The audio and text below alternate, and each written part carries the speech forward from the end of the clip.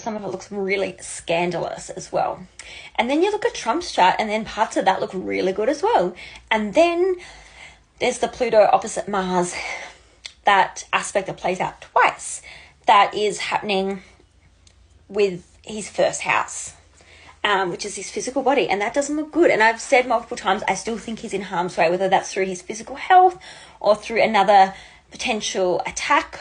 I don't know, but like, that Mars is going to be in Cancer in his 12th house, and then early degrees in Leo, opposite Pluto, that's going to be in that Aquarius, like early Aquarius degrees.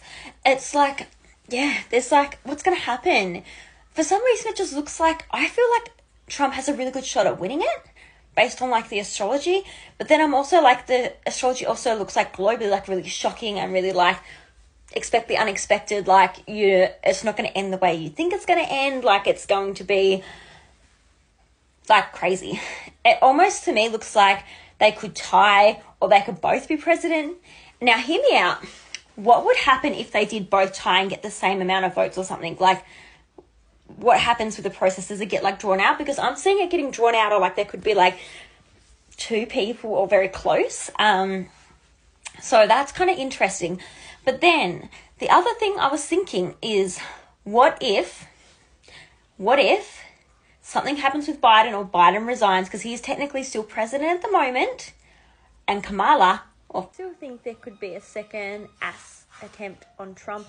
I don't know, there's still something that really looks like he's still in harm's way based on his astrology. So whether he's got some health condition going on, I don't know, maybe an accident with a plane, a car, maybe while he's on a plane, there's an accident or something that's kind of planned.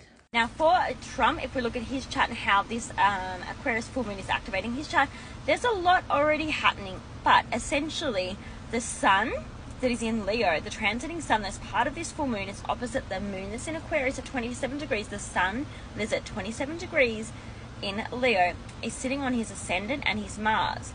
And that Uranus in Taurus that is transiting at the moment, that is involved in this full moon, because it squares the full moon and it's the ruling, more of the modern ruler of this full moon. It's sitting right on his MC, and that Uranus in Taurus on his MC is also squaring his natal Mars and ascendant. So there is going to be some huge, shocking news that is very public about Trump, and he is definitely still in harm's way. More ASS vibes there for sure, or something going on with his health maybe.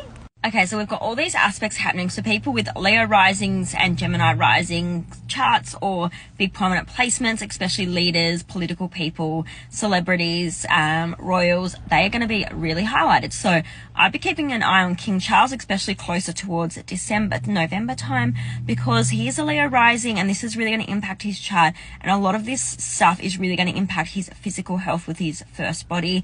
There's going to be some big shifts there with his health. We already know that he's not very well, but the astrology looks quite dangerous there, with some big serious stuff happening where he might actually step back and pass the crown on to William, or he might get super unwell where he just can't do his duties. Obviously Donald Trump, he is a Leo rising. I don't think the harm that he recently went through is over. I think there is going to be more that happens there, especially towards the end of the year.